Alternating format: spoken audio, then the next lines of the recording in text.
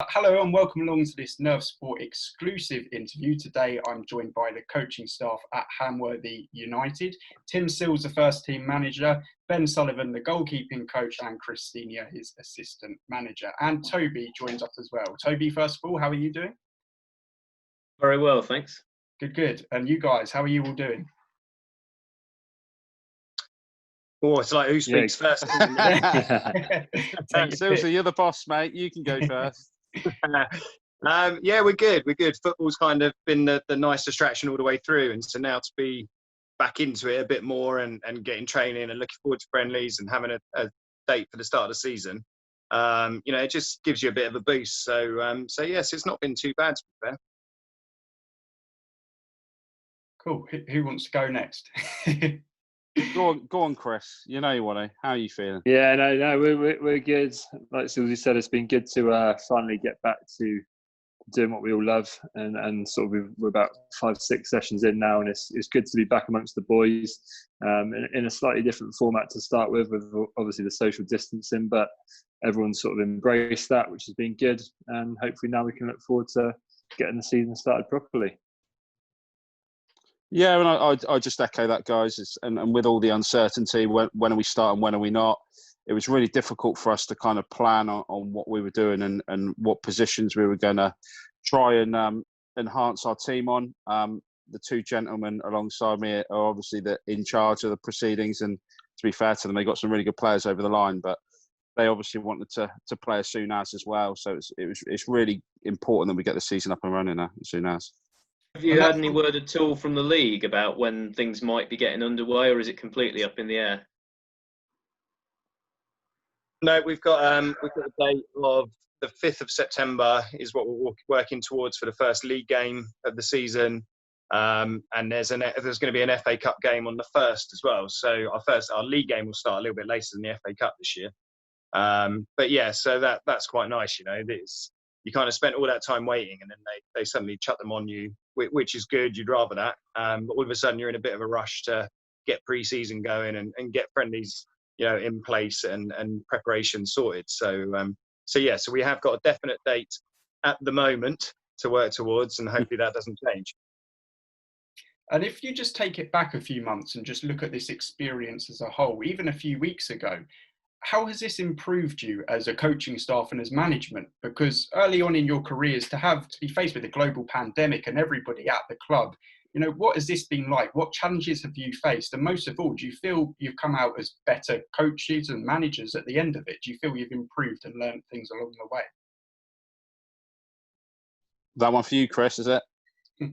Yeah, I mean, from my point of view, it's actually been quite nice, because we've obviously had to break up into smaller groups and sort of have a slightly different session plan. So we've been in sort of groups of 5 with a coach, and that's obviously meant we've had to sort of tailor our sessions slightly differently to when we'd be working together as maybe a whole team sort of before the pandemic. But it's actually worked quite well, and we've kind of kept that format going into sort of the last couple of sessions, and seems that it's getting a good response from the players, and we can sort of like concentrate a bit more then on spending time with smaller numbers, so you can really concentrate on sort of individuals as well at that time. So I think it's been quite good for me, to be honest. I don't know if you guys would echo that. Sully works with keepers anyway, so he's only used to sort of the smaller groups, but yeah. But still, yeah, maybe you've got some thoughts on it.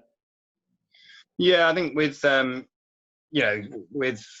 so much time on your hands while we were in lockdown, we kind of looked at different skills. With the club being at the level it is, it's kind of almost all hands on deck for every job in the club. So, social media profiles are a big part of everything that we're trying to do, and that's been something that we've and Sully's kind of really driven that forwards, and we've really improved on, and just trying to engage people and keep the interest there as much as anything. And then, like Chris says, once you get back into it, you're so keen and so enthusiastic that you want to still make sure you get your sessions right. But yeah, I think we've all got that hunger and that passion, even more so than we've ever had before at the moment, which is nice. And yeah, with that prolonged period of time off, I think we all got that withdrawal symptom, didn't we? So I think as a collective and as a group, we've been learning new things, even doing Zooms and regular catch-ups ourselves, because we're unable to meet each other. So I think organisationally, if that's such a word, I think we've actually become a bit tighter which is only a good thing, I think, moving on. Yeah, and I was just going to touch on that as well with my next question. How have you dealt with not seeing the players? You mentioned Zoom calls there. What precautions have you taken? What actions have you taken with the players to ensure that you're keeping a close eye on them? I think, I think yeah, go on, Chris, because that's a good one for you. so it seems like this sort of pandemic's brought out the 5K run in everyone. And I think, to be fair to our lads, we kind of we finished the season quite strongly. Everyone was kind of chomping at the bit anyway, and it got stopped. So everyone just wanted to keep the fitness, keep sort of working towards a date wherever it may be. And then we did sort of have regular check-ins in terms of Zoom meetings. We had a local fitness guy who took a couple of Zoom sort of HIIT workouts with a few of the lads. And then, we had a bit of fun in terms of 5K runs and just seeing as a group where we were kind of at the start of the pandemic compared to at the end. So it's been quite easy for us in that sense. Everyone's been keen to get on the Zoom calls. But of course, nothing beats being face to face, I don't think, with everyone. Yeah, agreed. I think, you either, in this lockdown, people were either going to get fit or they were going to get fat. And for us, we've got a really good bunch of lads. They all seem to be, if anything, because there was so little to do, like Chris says, everyone's suddenly doing 5K runs and yoga and all sorts of things and becoming fitness gurus. And so they've come back and everyone's in good shape, which is good. So we don't have to worry too much about that. It's now just about building up the football fitness.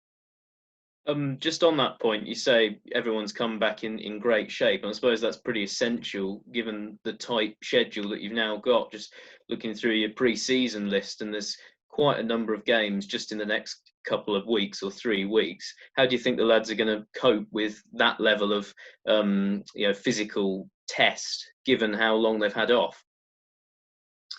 Yeah, well, the problem is normally you come back in pre-season and the first week or two is about building a base level before you then really get into the friendlies and the shorter, sharper runs. But like we said, most people have come back with a good base level already of fitness. So we've already been able to go into the sharper stuff, the more football-related fitness. And as a player, you always preferred the games. You dreaded the training sessions where it was just bring your trainers and things like that because you knew you were going to run. You'd much rather get out on the pitch because, again, any run you do will never replicate the stop-start nature of football and the intensity of it, of actually playing in a game. So I think getting the games in, there are people who have already started, even in our league, had games Saturday. So I think we've got, just about the right balance, I think, especially with the teams we're playing. Yeah, I think it's important that we remember that some of these lads haven't played a competitive match for sort of 4 or 5 months now. So it's important that we do utilise the whole squad that we've got through these friendlies, and there's nothing like match fitness. So it'll be about sort of, especially starting Saturday, I think it's going to be 30 degrees. So it's going to be important that we rotate some of these players because, again, we don't want to go in sort of gung-ho and then find we sort of lose 3 or 4 to injury straight away. So it's important we manage that through this next sort of 3-4 weeks. And is that the same, just to you, Ben, is that the same with goalkeepers? Is there a sense of losing perhaps your edge after so long away? There is and there isn't. I mean, with keepers, it is slightly different. At this level, everyone should be able to make those saves. It's the little 1%ers, it's the starting position, it's the communication, it's all the little things like that. So fit body, fit mind, that comes into play. So they will lose a tiny little bit of edge, but really your basic skill set, you won't lose. So if you're good enough, you should be a good shot stopper at this level. So when you see them making saves, you think, that's because of the fitness. It's not. That's just their natural ability to do so. So, but it is key, like I said, fit mind, fit body, and all that. So some of them. Luckily, I've got a good core of keepers now. We've got 2 very, very good keepers at this level, competing for the first number 1 jersey, and we've got a couple of youngsters in the background as well that we're going to be pushing them all the way and looking to start in our under 23s and development sides as well. So yeah, I'm a lucky man at the start of the season. Let's put it that way.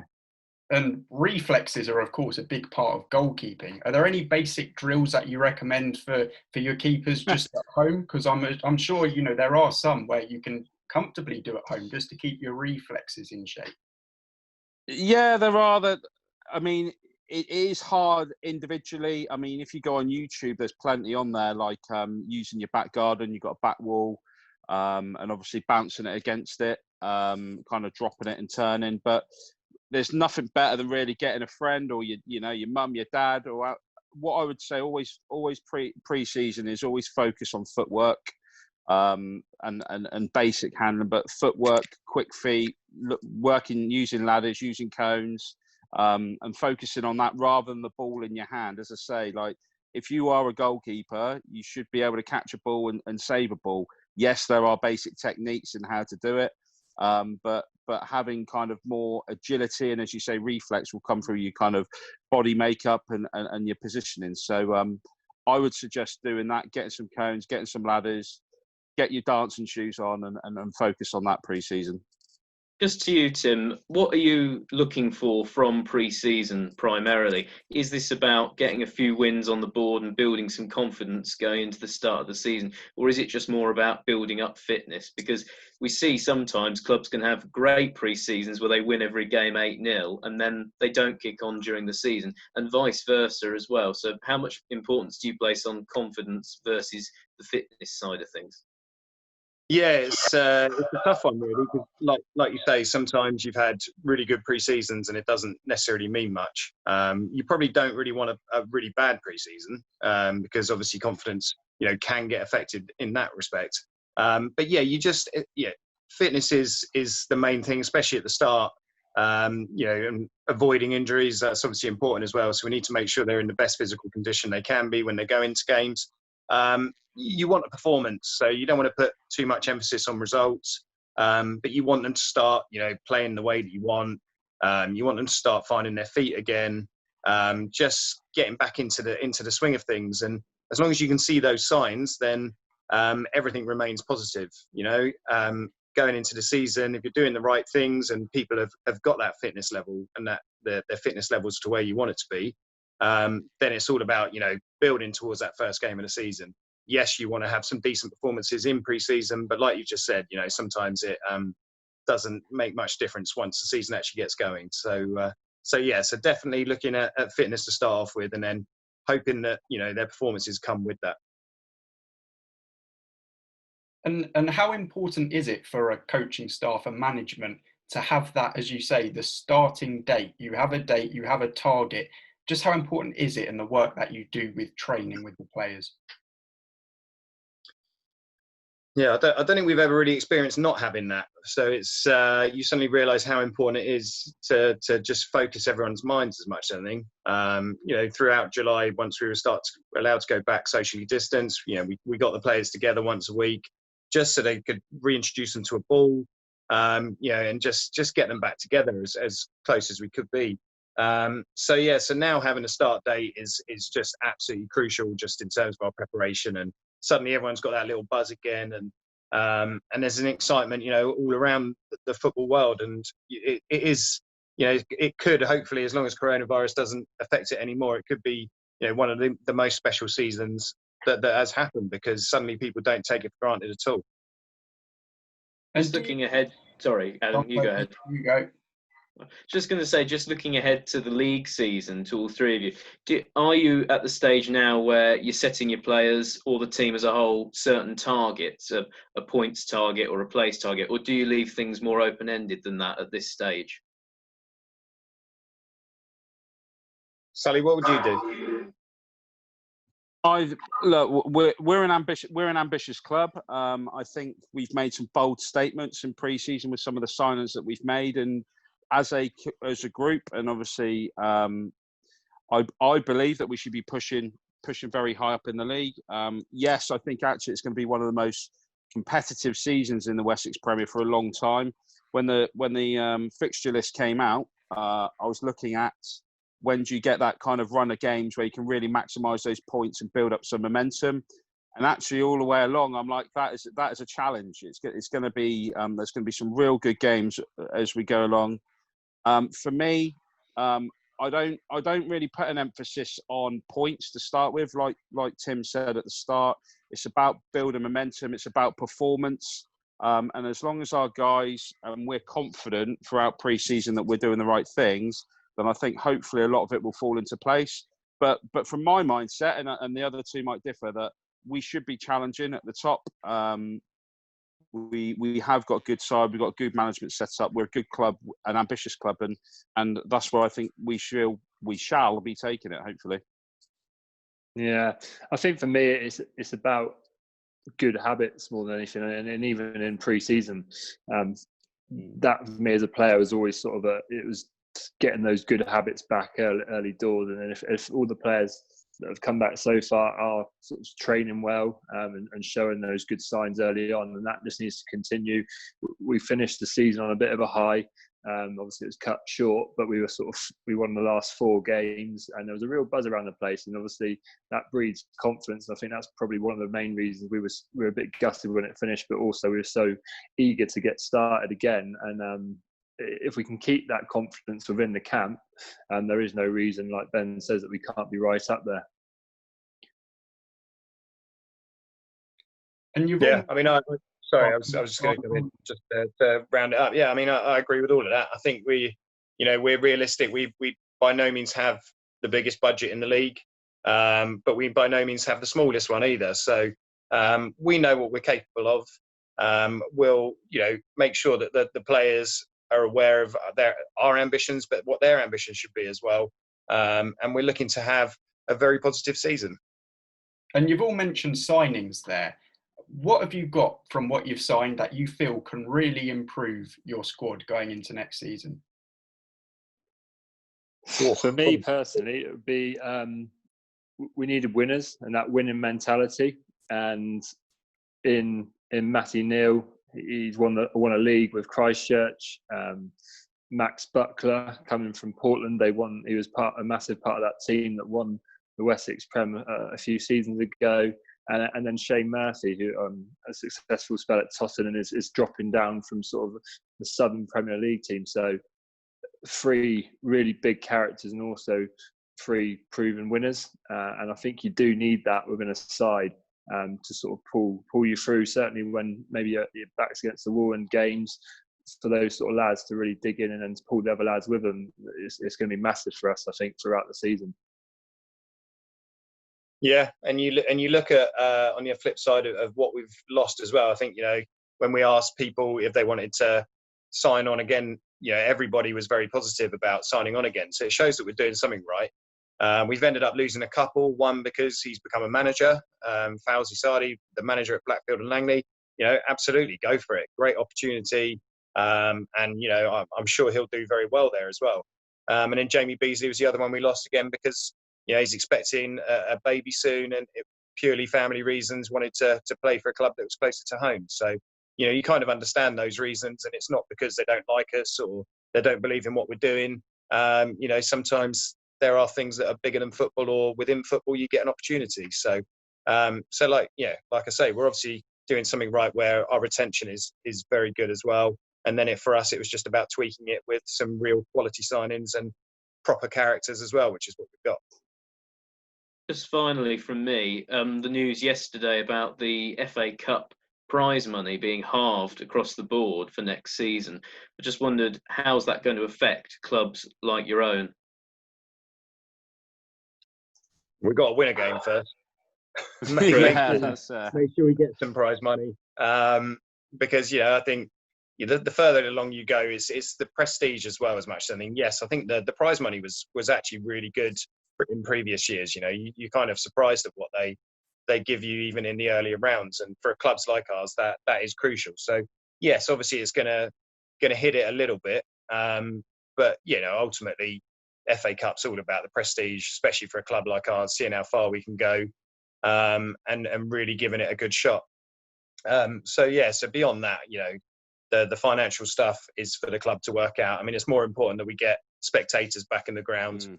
I think to make it viable for clubs at our level to survive. So it won't have taken any of the shine away from playing in the FA Cup.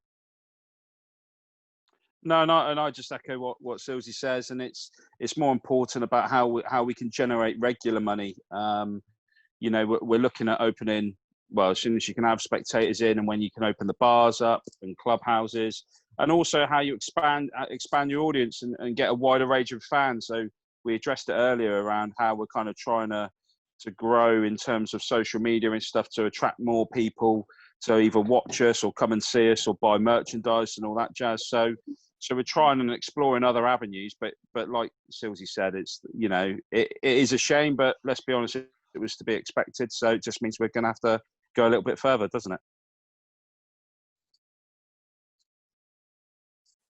Great. And finally, from me, just to end, we've all kicked a ball before. We've all played a bit of football, no matter what level. How do you think you three, as players, would have coped in this current pandemic?